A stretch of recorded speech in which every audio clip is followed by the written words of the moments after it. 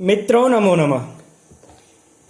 आइए आज अब हम लोग अच संधि प्रकरण के अंतर्गत पररूप संधि का अध्ययन करते हैं। यह और इसके अंतर्गत जितने अपवाद सूत्र होंगे सबका अध्ययन किया जाएगा, इसलिए आप लोग पूरी वीडियो देखिएगा। यह कहा इसमें पहला सूत्र है पररूप संधि में एंगी पर रूपम। यह सूत्र क्या कहता है? यह कहता है कि अवर्णांत उपसर्ग से एंग आदि अर्थात एंग जिसके आदि में हो ऐसे धातु परे हो तो पूर्व और पर के स्थान पर पररूप एकादेश हो जाता है। अब हम लोग ऐसे समझते हैं, अवर्णांत उपसर्ग हो, ठीक है, उपसर्ग हो, लेकिन कैसा हो? अंत में अ हो, अवर्णांत हो, अवर्णांत अर्थात जिसके अंत में अ हो। उपसर्ग कैसा होना चाहिए? अवर्णांत। इसके बाद क्या होना चाहिए? एंग जिसके आदि में हो ऐसी धातु होनी चाहिए। एंग का अर्थ कितना क्या हुआ? ए और ओ, यह दो वर्ण जिसके आदि में हो ऐसी आदि वाले कौन क्या चीज होना चाहिए? धातु।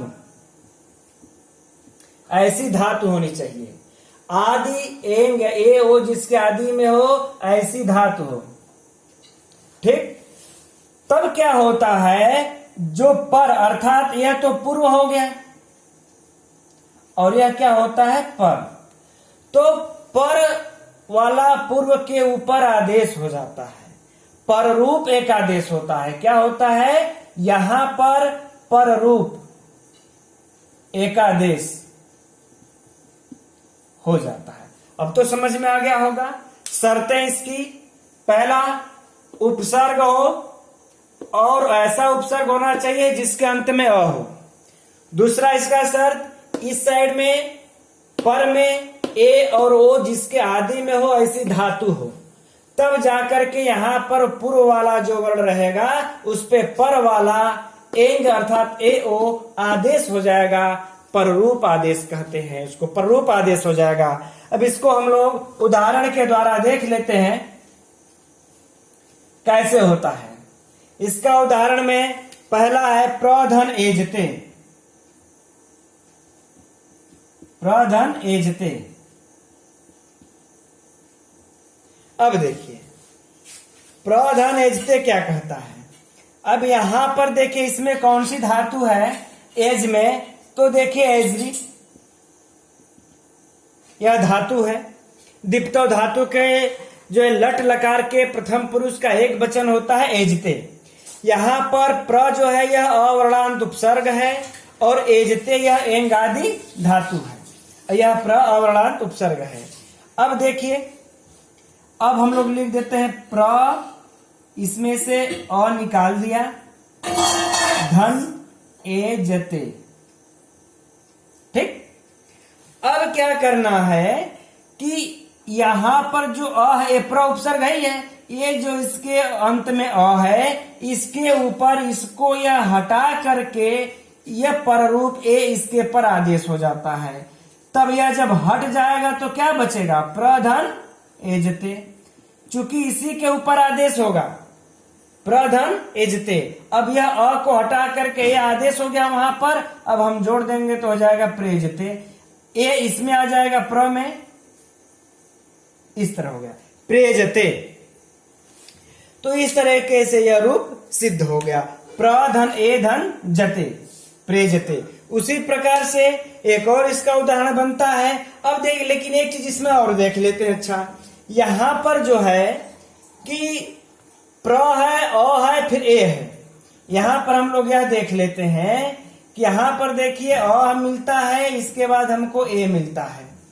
अ के बाद ए आता है तो कौन सी संधि होती है? कौन सा सूत्र काम करता है? वृद्धि संधि होती है। और वृद्धिरादैच जो है सूत्र, वृद्धिरादैच ने वृद्धिरेच जो है सूत्र आपका काम करता है। तो यहाँ पर वृद्धि संधि प्राप्त हो रही थी, लेकिन यह एंगी पररूपम वृद्धि संधि का अपवाद सूत्र है। वह आकर के बाध करके कहता है नहीं, यहाँ पर पररूप आदेश होगा, वृद्धि होकर के आई नहीं होगा। इसका अब हम लोग दूसरा उदाहरण देख लेते हैं। उपधन ओसति। उपधन औसति। इसमें भी देखिए उपधन औसति, बिल्कुल आसान सा है, सभी लोग जानते हैं। इसमें उ प हम लोगों ने अ को निकाल दिया, धन औसति। ठीक, अब इस अ पर ओ जो है पर वाला आदेश हो जाएगा। जब पर वाला आदेश हो जाएगा तो उप, फिर ओ, फिर क्या बचेगा, सति। यह अब इसको हम लोग मिला देंगे, जोड़ देंगे, उपोषति। ओ आ जाएगा प में, उपोषति।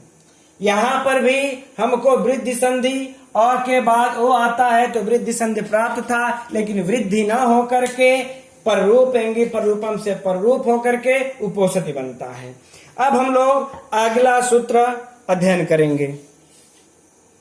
अब आगे का जो सूत्र है मित्रों, अब उसको पढ़ने से पहले हम लोग इस सूत्र पर ध्यान देते हैं। अचोन्त्यादि टी, यह संज्ञा सूत्र है। संज्ञा करता है, कौन सी संज्ञा करता है, टी संज्ञा करता है। अब लेकिन यह कहता क्या है, इसके बारे में हम लोग पढ़ लेते हैं। कहता है अचा मध्ययुवंत्यः स आदिर्यस्य तट्टी संज्ञम स्यात्। कहता है अचो में जो अंतिम अच है, जो अचो में जो अंतिम अंत्य अच है, वह है आदि में जिसके उस शब्द समुदाय की टी संज्ञा होती है। शायद समझ में नहीं आया, अब हम लोग उदाहरण में देखेंगे। जैसे मान लेते हैं कि मनस, यह मनस है। अब मनस में हम लोग इसका थोड़ा सा अलग अलग कर लेते हैं। म, अ, न, अ, स, यह हो गया। अब कहता है, यह यही कहता है कि शब्दों में जो अचों में जो अंतिम अच है, अब इसमें देखिए अच तो दो ही हैं, यह दोनों अच तो दो ही हैं। अब इसमें अंतिम अच कौन है, यह है अंतिम अच। तो कह रहे हैं इस अंतिम अच की टी संज्ञा होती है, लेकिन इसके बाद यदि कोई व्यंजन भी है तो उसकी भी टी संज्ञा होगी, उसको भी टी कहते हैं। अर्थात अंतिम अच स्वरों में अंतिम अच को टी कहते हैं, और अंतिम अच के बाद यदि कोई व्यंजन भी होगा तो उसकी भी टी संज्ञा होगी। अर्थात इस अस की कौन संज्ञा होगी, टी। अब मनस में इसकी टी संज्ञा होगी। यह परीक्षा में बार बार पूछता है शब्द देकर के कि इसमें टी संज्ञा किसकी होगी, या टी संज्ञा का कौन विधान करता है सूत्र। ठीक, तो इस प्रकार से है। तो मनस में अस, इसी प्रकार से जो भी हमें जैसे हम देख कर दिए शक, अब शक में कौन सी किसकी टी संज्ञा होगी, इसके अंत में कौन अच है, अ होगी, क्योंकि देखिए स, अ, क, अ यही होगा। तो यह सिर्फ इसमें अ की टी संज्ञा होगी, सिर्फ और सिर्फ अ की। लेकिन इसके बाद कोई व्यंजन रहता तो उसकी भी टी संज्ञा हो जाती। तो अचोन्त्यादि टी यही कहता है कि अंतिम अच स्वर को टी कहते हैं, और अंतिम स्वर के बाद कोई व्यंजन हो तो वह भी व्यंजन सहित अंतिम स्वर टी कहा जाता है। अब हम लोग अगला सूत्र पढ़ते हैं। सकंध्वादिषु पररूपम वाच्यम। यह वार्तिक आकर के कहता है, इस वार्तिक में शकंध्वादिषु पररूपम वाच्यम, अर्थात कि शकंद शकंधु आदि शब्दों में टी को पररूप हो जाता है। शकंध्वादिषु यानी शकंधु आदि जो शब्द हैं उसको पररूप वाच्यम कहना चाहिए, हो जाता है, ऐसा इन्होंने जो है कि वार्तिककार ने कहा। तो किसको पररूप हो जाता है, टी को पररूप हो जाता है, ऐसा कहना चाहिए था। अब इसके लिए यह उदाहरण देते हैं, जैसे कि शकंधु। अब आप लोगों को यह भी बता दें कि ये शकंध्वादिषु आखिर में है क्या। तो यह गण होते हैं, एक गण में बहुत सारे शब्द लिखे गए हैं, और उस शब्द में, उस गण में जो पहला शब्द होता है उसी को हम उस गण का नाम दे देते हैं। तो शकंध्वादिषु में शकंध नाम का, शक नाम का जो गण है, वह शकंधु नाम का जो गण है, उसमें कई सारे शब्द आते हैं, लेकिन उसमें पहला यह शब्द शकंधु है, इसलिए हम इसको यही नाम दे दिए। अब देखिए इसमें हम कैसे करते हैं, इस संधि होती है शक धन अंधु, शक धन अंधु। शक, अब इसमें देखिए अगर हम देखें तो श है फिर क, हम क में से अ को निकाल दिए, इधर फिर क्या है अंधु। अब यहां पर जरा सोचिए कि कौन सी संधि प्राप्त हो रही थी, अ के बाद आए तो दीर्घ संधि, अका सवर्ण दीर्घ सीधा ही लग रहा है, लेकिन अका सवर्ण दीर्घ अब नहीं लगेगा, नहीं तो वो लगता तो अ मिलके आ हो जाता। तो यह कह रहे हैं कि ये जो शकंधु आदि जो शब्द हैं, इसकी जो टी संज्ञा होगी, इसकी टी संज्ञा पर यह पर वाला आकर के पररूप आदेश हो जाएगा, यह भी पररूप संधि में ही आता है। तो इसके शक में जो इसका हम देखते हैं कि टी संज्ञा किसकी है, तो अ की टी संज्ञा हुई। अब इस अ पे इसका पररूप हो जाएगा, तो क्या हो जाएगा, स क, अब अ ही बचा, अ बचा, और यह तो अ मिलके दोनों एक हो गए अंधु। अब हम इनको जोड़ देंगे, इसमें स्वर है नहीं, अ आकर के मिल जाएगा शकंधु, यह बन गया। इसी तरह से मनीषा, कई ठो उदाहरण हम लोग देख लेते हैं इसका, चूंकि इससे परीक्षा में बहुत सारे प्रश्न आते हैं। इसी प्रकार से देखिए मनीषा, मनीषा का भी क्या होता है, मनस धन ईशा, इसकी टी संज्ञा क्या होगी, मन, फिर इसमें अस है, इसकी टी संज्ञा, फिर क्या है ईसा। अब क्या होगा, इसकी टी संज्ञा अस पर ई जो है पररूप आदेश हो जाएगा। जब पररूप आदेश हो जाएगा तो मन धन, क्या अभी इसके अस के जगह पर ई हो गया, तो ई आगे क्या बचा, स, ई आकर के न में मिल जाएगा, इसमें स्वर नहीं है, तो मनीषा मिला करके हो गया। इसी तरह से हलीसा, लांगलीसा और एक पतंजलि का देख लेते हैं।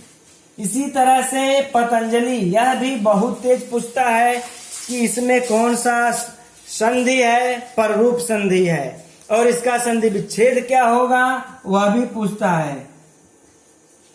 पतंजलि, हम लोग इसका देख लेते हैं।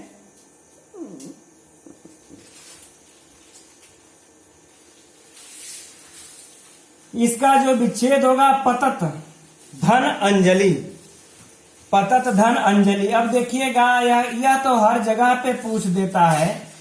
अब देखिए इसकी जो पत, इसकी जो टी संज्ञा क्या होगी, अत, अस्वर है, इसके बाद व्यंजन है एक, इसकी टी संज्ञा अत हो जाएगी, इसके बाद अंजलि।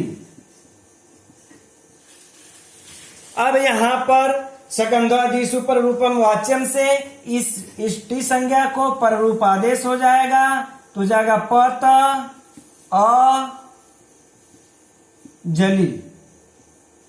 अब यह आ करके इसमें स्वर में मिल जाएगा, स्वर जो है कि त में पतंजलि, यह इसका शुद्ध रूप बनेगा। इस प्रकार से हम लोग, और भी इसी तरह से सारंग है, सारंगा, सीमंता आदि और का भी हम जान लेंगे। अब अगला सूत्र के बारे में पढ़ते हैं हम लोग।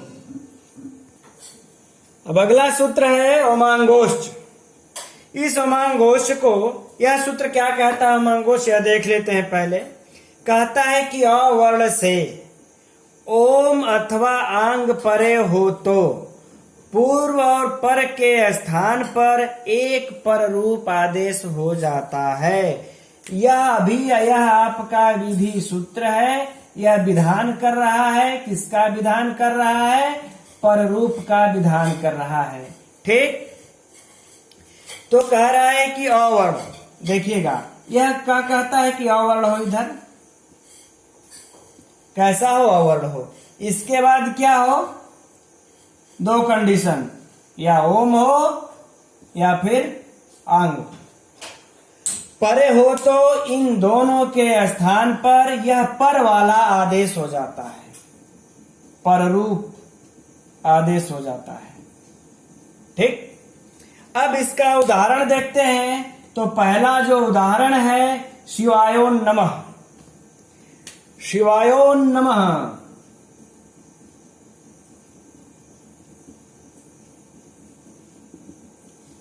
इसका ये पहला उदाहरण है। इसका हम लोग विच्छेद कर लेंगे। तो इसका जो विच्छेद होता है होगा शिवाय धन ओम नमः। अब ओम नमः में इसका तो कहवे कि तो होता है ओम नमः, ओम नमः। यह इसका होता है तभी तो आखिर में इसकी कंडीशन पूरा होगी, नहीं तो ओम नमः हो जाएगा। ओम है, ओम ही नहीं है। तो ओम जब ओम है, ओम नहीं रहेगा तो मांगो से लागू नहीं होगा। ओम रहेगा तभी पर रूप होगा। लेकिन यहां पर मो अनुस्वार से इस म को पहले अनुस्वार हो जाता है, अनुस्वार हो जाएगा। यह जब हम लोग व्यंजन संधि पढ़ेंगे तब मो अनुस्वार को पढ़ेंगे। फिर वा पदांतस से उसे वैकल्पिक परसवर्ण करके नकार हो जाता है। जब नकार हो जाता है तो ओम को न आदेश हो जाता है, न। तो यह हो गया मोनुस्वार। जब नकार हो जाएगा तो क्या हो जाएगा इसका? ओम धन नमः। इसमें दो सूत्र लगते हैं, मोनुस्वार और वा पदांतस्य। यह दोनों सूत्र जब व्यंजन संधि हम लोग पढ़ेंगे तब इसका अध्ययन करेंगे। तो ओम नमः दोनों मिलकर के क्या हो जाता है? ओम नमः। अब यहां पर देखिए, इस जो शिवाय में जो इसका टी संज्ञा है, इसमें जो अब टी संज्ञा हम लोग देखेंगे। यहां पर टी संज्ञा क्या देंगे? यहां तो सीधे कह रहा है कि अब यहां पर टी संज्ञा देखने की कोई जरूरत नहीं है, पिछले था इसलिए आ गया। यहां पर जो यकार में जो शिवाय य में हम लोग जब अ निकाल देंगे, सूत्र तो यही कहता है कि अ वर्ण से परे होने पर ओम नमः। ओम को परे होने पर इसको पररूप हो जाएगा, यानी अ को हटा करके ओ यहां पर आकर के पररूप हो जाएगा। जब वो इसको आकर के पररूप हो जाएगा तो क्या हो जाएगा? शिवाय ओम नमः। ओ को हटा दिया, ओ आकर के यह में स्वर नहीं है, मिल जाएगा, हो जाएगा शिवाय ओम नमः। यह इसका पहला उदाहरण रहा। लेकिन इसका जो दूसरा उदाहरण है वो बहुत ही महत्वपूर्ण है। उसको हम लोग देखते हैं शिवेही। इसकी सिद्धि में थोड़ा सा माथापच्ची करना पड़ेगा। शिवेही की सिद्धि देखिए।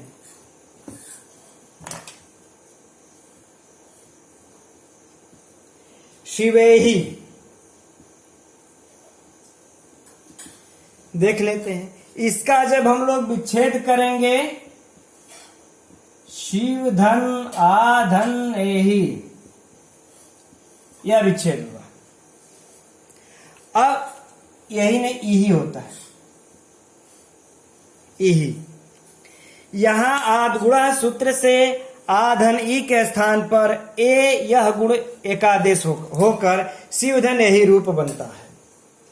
अर्थात यहां पर हम लोग पहले आदगुणा लगा देंगे, आ के बाद ई आया है, आ के लिख करके ये हो जाएगा। तो शिवधन एही, यहां पर कौन सा सूत्र लगा? आदगुणा से गुण हुआ है।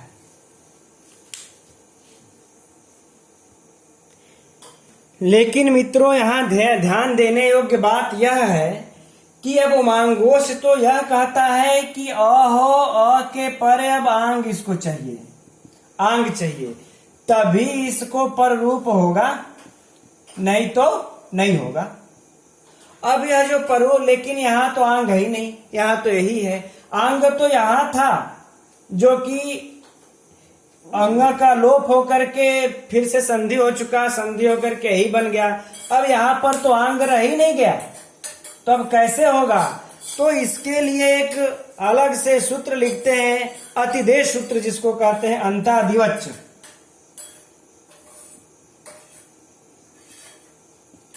अंतादिवच यह अतिदेश सूत्र लिखते हैं और यह सूत्र पाणिनि जी लिखते हैं का यह सूत्र कहता है कि पूर्व और पर के स्थान पर जो यह एकादेश किया जाता है वह पूर्व के अंत के समान, पूर्व के अंत के समान, पूर्व में क्या था आंग, पूर्व के अंत के समान तथा पर के आदि के समान होना चाहिए, समान होता है।